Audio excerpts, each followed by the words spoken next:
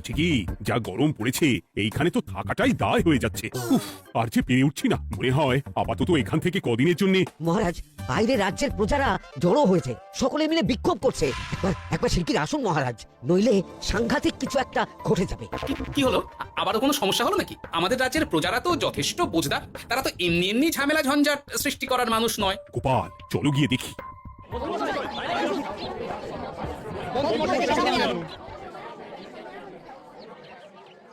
কি ব্যাপার, তোমাদের কি সমস্যা হয়েছে?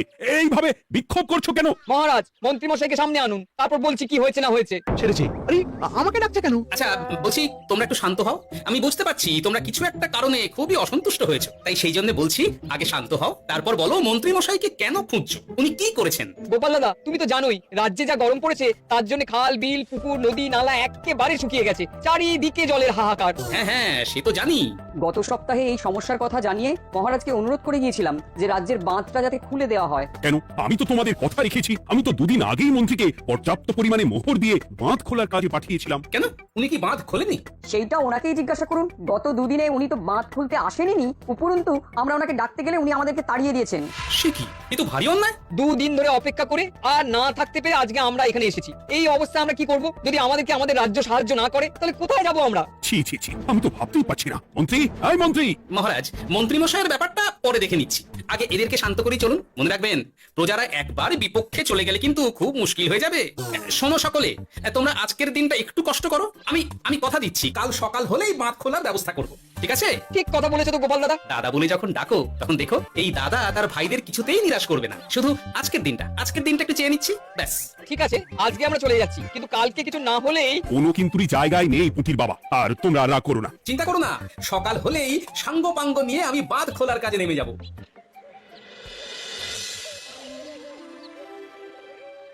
ছি ছি মন্ত্রী, তুমি এইভাবে আমায় মিথ্যে বললে। ভাবতেই পারছি না কি দরকার ছিল আমায় মিথ্যে আশ্বাস দিয়ে প্রজাদের সামনে নাক কান কাটার। মুখে কুলুপ কেন? উত্তর দাও।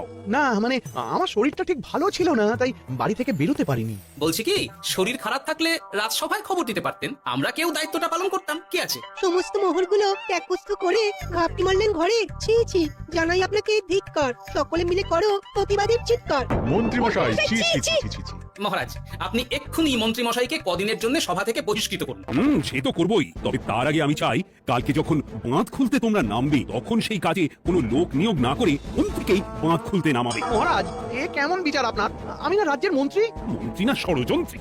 মন্ত্রী মশাই, তাহলে কালকের জন্য প্রস্তুত থাকুন। মহারাজের বাঁধ খোলার জন্য সকল মোহর তো আগেই আত্মসাৎ করেছেন, এবার শুধু কাজে নেমে পড়বেন, কেমন?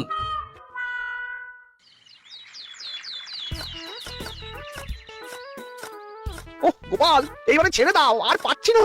এত সহজে হাল ছাড়লে হবে বলুন? এই কে আছো?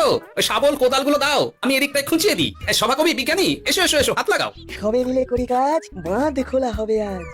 বাঁধ খোলা হবে আজ, মন দিয়ে করো কাজ। একদম, হাত লাগাও, জোর লাগাও। গোপাল দাদা, সভাকবি, বিজ্ঞানী দাদা আর আর বাকি দাদা ভাইরা আসুন আসুন, সকলে একটু শরবত খান। আমাকেও একটু শরবত দাও। মোহরগুলো খেয়েও তৃষ্ণা মেটেনি বুঝি? বাঁধ এক্ষুনি খুলবে, প্রজাদের সব জ্বালা জুড়বে। বাঁধ খুলে গেছে। আমাকে বাঁচাও, আমাকে বাঁচাও। কোনো সময় ভুল করলে নিজেই সেই ভুল শুধরে আবার ফিরতে হয়। আপনিও তাই করুন মন্ত্রী মশাই, নিজেই উঠে আসুন। চলো সকলে। গোপাল, তুমি তোমার সাথীদের নিয়ে যা করলে সত্যি ভাবাই যায় না। মহারাজ, নিজেদের রাজ্যের সমস্যায় নিজেরাই কোমর বেঁধে নেমে সমস্যার সমাধান করেছি, পরিস্থিতি মোকাবিলা করেছি। এর জন্য আপনি এমন করে বলবেন না। ওহ, তোমরা না থাকলে যে কি হতো। মহারাজ, আমরা আছি তো, এত ভাববেন না আপনি। আপনি বরং আমাদের সকলের জন্য কিছু খাবারের ব্যবস্থা করুন, খুব খিদে পেয়ে গেছে। হ্যাঁ নিশ্চয়ই নিশ্চয়ই, তোমরা সকলে ভিতরে এসো, হাত পা ধুয়ে নাও। ততক্ষণে আমি রানীকে আহারের ব্যবস্থা করতে বলছি।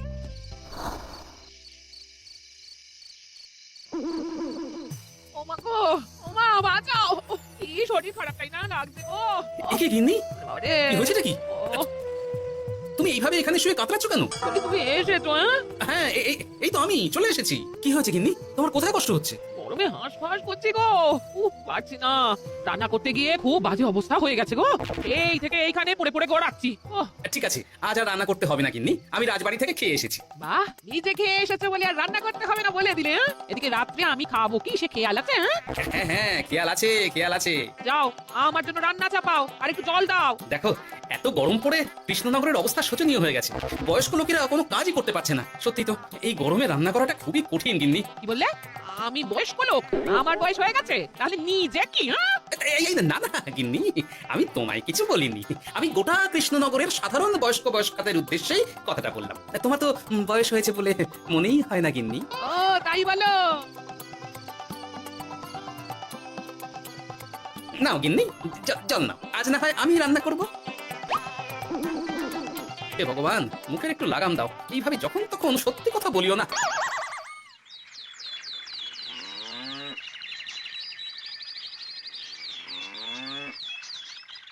গোপাল দাদা, ও গোপাল দাদা, একবারটি বাইরে এসো, মহারাজ জরুরি তলব করেছেন। আবার কি হলো গিন্নি? একবার বাইরে গিয়ে দেখে আসি, বুঝলে? পেয়াদা এসে অনেকক্ষণ থেকে ডাকছে। আচ্ছা গিয়ে দেখো। ও গোপাল দাদা, গোপাল দাদা, ও গোপাল দাদা, আরে তুমি এক্ষুনি একবার প্রাসাদে চলো, রানীমার খুব শরীর খারাপ করেছে, মহারাজ তোমাকে খবর দিতে বললেন। ঠিক আছে, তুমি যাও, আমি আসছি।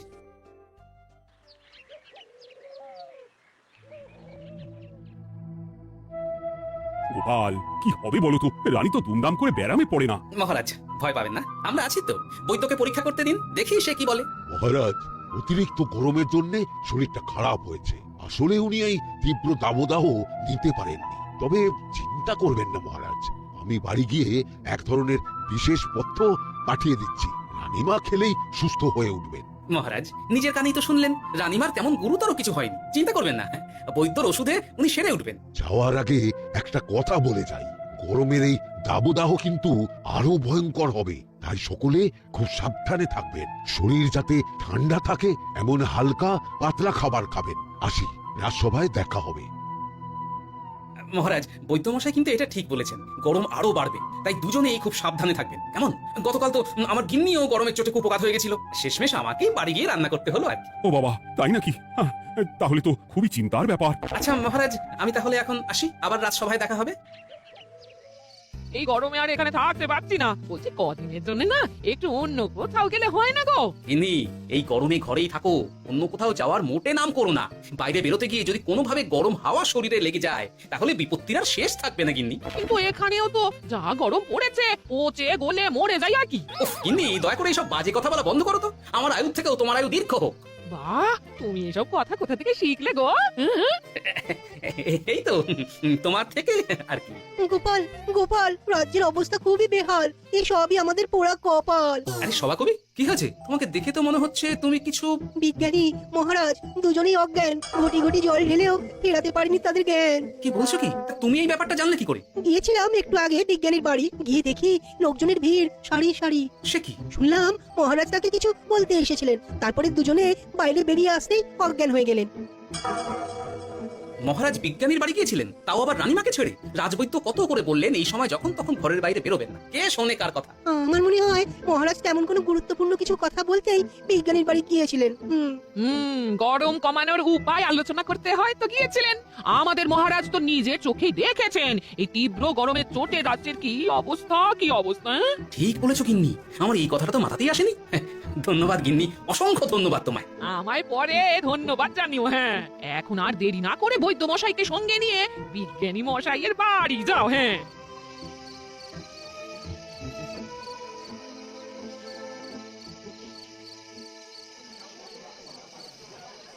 কি বুঝছেন বৈদ্যমশাই? খুব একটা ভালো কিছু বুদ্ধি না গোপাল। দেখো, সত্যি বলতে ওই কৃষ্ণনগরের অবস্থা খুবই বাজে। তাই এখানকার মানুষেরা একে একে অসুস্থ হয়ে পড়ছে। বাইরের অবস্থাটাও তো ভালো নয়, বুঝতেই পারছো। এখন সান্ধ্যকালীন হাওয়াতেও গরমের তাত রয়েছে। দেখুন, রাজ্যের যা অবস্থা, তাতে যদি রাজ্যের মাথা থেকে সমস্ত প্রশাসনিক প্রধানরাই অসুস্থ হয়ে পড়েন, তাহলে তো ভীষণ বিপদ। সে তো বটেই।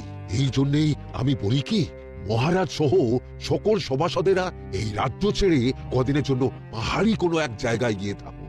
পরিবার নিয়েই যান, দেখুন, আগে নিজেরা বাঁচলে তবে তো রাজ্যবাসীকে ভালো রাখতে পারবেন, তাই না?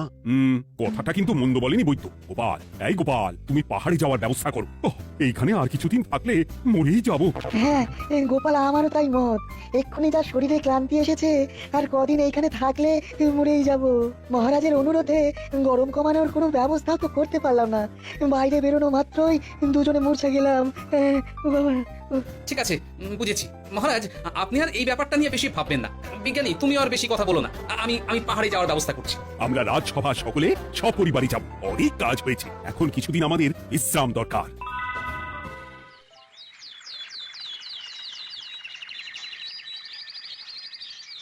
কি গোপাল, মন্ত্রীকেও তুমি আমাদের সঙ্গে নিয়ে যাচ্ছ? তুমি কি সব ভুলে গেছো? মহারাজ, আপনি খামোখা উত্তেজিত হবেন না। আপনার শরীরটা কিন্তু ভালো নেই। আর মহারাজ, আপনার রাজ্যে বাস করে আপনার থেকেই শিখেছি বিপদের দিনে পরম শত্রুকেও দূরে ঠেলতে নেই। গোপাল এটা ঠিক কথাই বলেছে।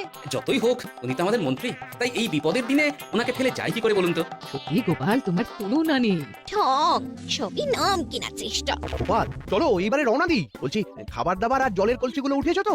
হ্যাঁ, খাবারের পাত্রগুলো আপনার জিম্মায় থাকবে, আর জলের কলসিগুলো আমি সামলাবো।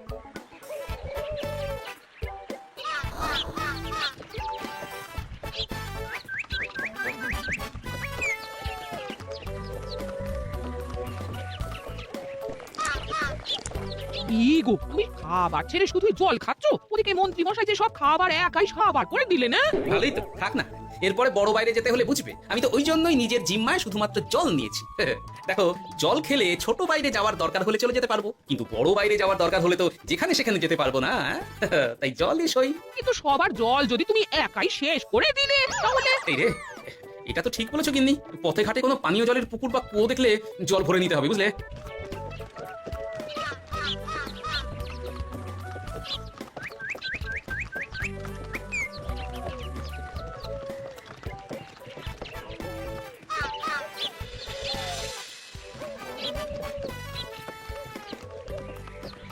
সকলে আসুন, দেখুন দেখুন, মহারাজ আবার মূর্ছা গিয়েছেন। আসুন। সে কি, কৃষ্ণনগর পেরিয়ে এসেছি, এখন এই অচেনা অজানা জায়গায় এসে মূর্ছা গেলেন? গিন্নি, চলো তো শিগগির গিয়ে দেখি। কেউ ঘাবড়াবেন না, মহারাজের শরীরটা আসলে খুব দুর্বল ছিল তো, তাই মূর্ছা গিয়েছেন। তবে চিন্তার কিছু নেই, আমি এক ধরনের পথ্য দিচ্ছি, এটা খেলেই উনি আবার সুস্থ হয়ে যাবেন। ঠিক আছে বৈদ্যমশাই, আপনি তাহলে যত তাড়াতাড়ি সম্ভব পথ্যটা তৈরি করুন। হ্যাঁ, আমার এই পথ্যটা তৈরি করার জন্য একটু জলের প্রয়োজন। একটু জলের ব্যবস্থা করুন তো। এ মা, বলি গাড়িতে যে এক ফোঁটাও জল নেই গো, কি হবে? এই গোপাল, তুমি একাই সব জল খেয়ে বসে আছো? হ্যাঁ গোপাল, এখন এসব বাদ দাও, চলো একটু জলের ব্যবস্থা করি। হ্যাঁ, খানাখন্দ, খাল, বিল, নদী, সমুদ্র, যেখান থেকে পারো জল নিয়ে এসো। জল ছাড়া এই পথ্য বানানো অসম্ভব।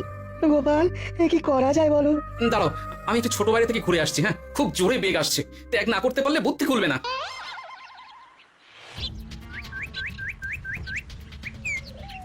ওদিকে একটা পাতকুয়ো দেখতে পাচ্ছি মনে হচ্ছে।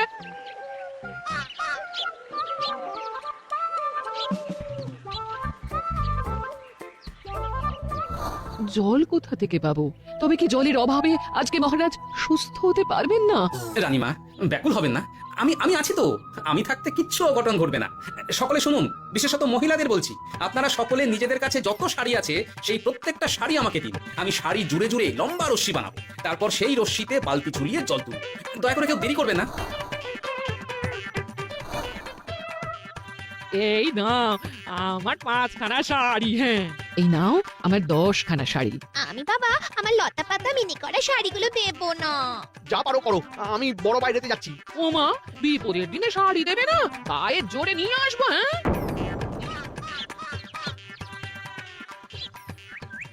এ বাবা, এখনো কিছুটা কাপড় লাগবে তো। যা গভীর পাতকুয়া, সবার সব শাড়ি তো কাজে লাগিয়ে দিয়েছি, এখন কি হবে?